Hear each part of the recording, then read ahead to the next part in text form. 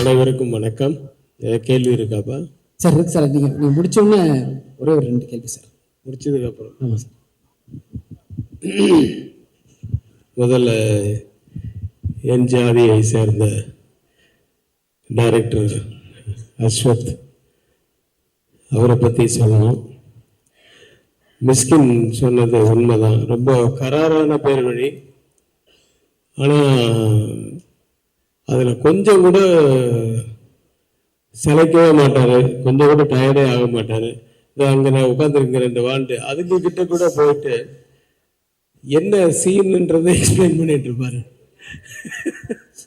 அந்த சீனை வந்து ஒவ்வொரு ஷாட்டும் இந்த ஷாட்ல இந்த டைலாக் மட்டும் அப்படி இல்லை, இந்த சீனுடைய டோட்டல் இது வந்து ஒவ்வொரு கேரக்டர் ஆர்டிஸ்ட்கிட்டே சொல்லிட்டு இருப்பாரு. அதுக்கெல்லாம் ரொம்ப பொறுமை வேணும். நான் இப்போ நிறைய படத்தில் நடிக்கிறது எல்லாமே வந்து நியூ டைரக்டர்ஸ் நிறைய பேர்கிட்ட நடிக்கிறேன்.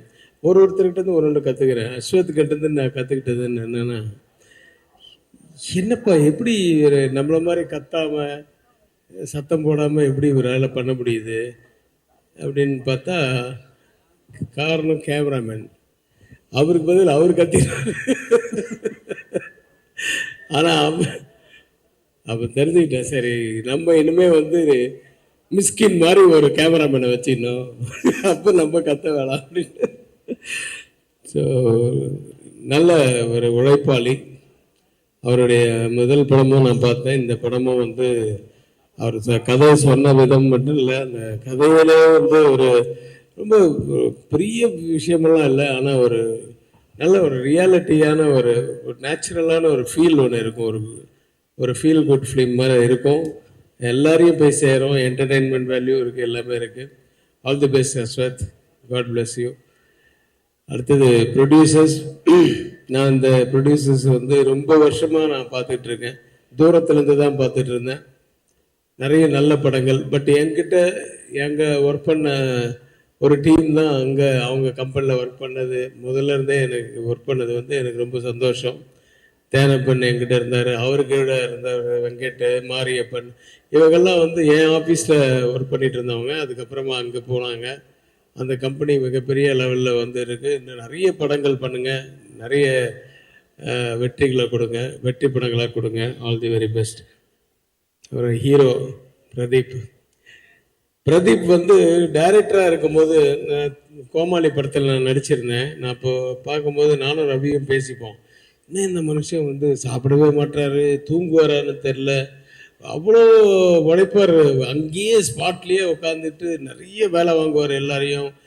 அப்படியும் ஒரு அப்படியே டோட்டலாக கான்ட்ராஸ்டாக நான் இந்த படத்தில் நடிகராக பார்க்கும்போது இருந்தது. என்னன்னா அவர் பாட்டு சைலண்ட்டாக ஒரு இடத்துல உட்காந்துட்டு நானே கேட்பேன், என்ன அந்த மாதிரி பார்க்க முடியலையே அப்படின்னு. ஏன்னா சாப்பாடு கூட அந்த கிண்ணத்தில் போட்டு கொண்டாந்து லஞ்ச் டயத்தில் கொடுத்துருவாங்க. பிரதீப் படத்தில் நடித்தா மட்டும் பிரேக்குன்றது ஒன்று இருக்கவே இருக்காது வாழ்க்கையில். அந்த யூனிட் கேட்டால் பிரேக்கா, அதெல்லாம் மறந்து பல மாதமாச்சு சார்ட்டுவாங்க. இந்த பிரேக்கே விடாமல் அவர் மட்டும் எல்லோரும் போய் சாப்பிட்டுவாங்க அப்படின்ட்டு அவரும் கேமராமேனும் ஒரு கிண்ணத்தில் சாப்பிட்டுட்டு அப்படி வேலை பார்ப்பாங்க. அவ்வளோ ஹார்ட் ஒர்க்கர், அவ்வளோ கோபமும் வரும், எல்லாம் வரும். அப்படின்றவர் அப்படியே டோட்டல் கான்ட்ராஸ்டாக இருந்தார். மிஸ்கின் சொன்ன ஒரு வார்த்தை எனக்கு ரொம்ப இதாக இருந்தது. அதாவது டைரக்டர்ஸ் ஆர்டிஸ்ட் அது வந்து ரொம்ப கஷ்டம். அதே மாதிரி டயத்துக்கு வர்றது, கூப்பிட்ட உடனே திரும்பி பார்த்தா அங்கே ஆர்டிஸ்ட் இருக்கிறது. டைரக்டர் என்ன சொன்னாலும் சரி சார் ஒன் மோர் சின்ன மிஸ்டேக் தான் இருக்கும். அதை வந்து டப்பிங்கில் கூட அட்ஜஸ்ட் பண்ணலாம். ஆனால் டைரக்டர் வந்து இல்லை இங்கேயே பண்ணிவிடு அப்படின்னு சார். நான் நினைப்பேன் ஒருவேளை டப்பிங்க்கு ஒரு போக மாட்டார் போல் இருக்கு, அதனால் தப்பாகவே எடுத்துட்டா என்ன பண்ணுறது. அதனால் ஆனால் டப்பிங்லேயே அவர் உட்காந்துருப்பார் டைரக்டர்.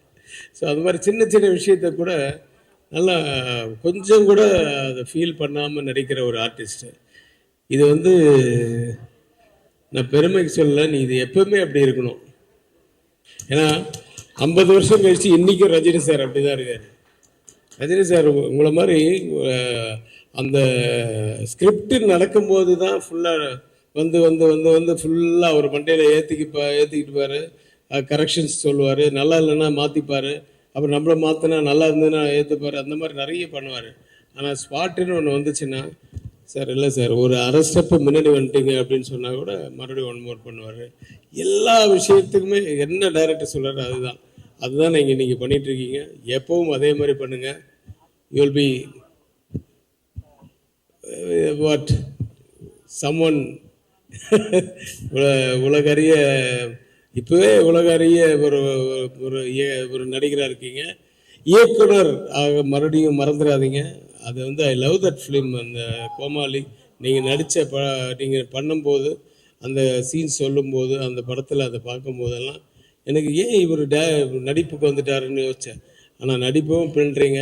ஸோ அதையும் சைடு பை சைட் பண்ணுங்கள்.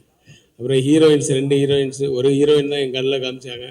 எனக்கு பொண்ணுன்னு சொன்னாங்க. ஒரு ஷாட்டோ 2 ஷாட்டோ ஒன்றா நடித்தோம். பட்டு ரொம்ப நல்ல அனுபவம். நான் ஹைதராபாத்தில் இங்கெல்லாம் நடித்தது. தேங்க்ஸ் ஸ்வேத் and thanks AGS. see you again Pradeep. எப்படி வேணாலும் அந்த நன்றி. இந்த படம் மிகப்பெரிய வெற்றியடைய எல்லாம் வல்ல இறைவனை பிரார்த்தித்து விடைபெறுகிறேன். நன்றி. இந்த மாதிரி ஒரு படம் கெரியர்ல பண்ணோம் அப்படின்னு அத்தனை ஆக்டருக்கும் ஆசை இருக்கும் சார். இப்போ நீங்க இப்படி ஒரு டீம் பிரதீப் ப்ரோ ஹீரோவா நடிக்கிறாருன்னா சாரோட படம் ஏதாவது ஒரு படம் ரீமேக்கோ இல்ல பார்ட் 2 அப்படின்னா எந்த ஒரு படம் சார் சொல்லுவீங்க? பிரதீப்புக்கா? ஆமா சார், உங்களோட படங்கள்ல. பிஸ்தா. சார் இன்னும் ஒரே ஒரு கொஸ்டின்.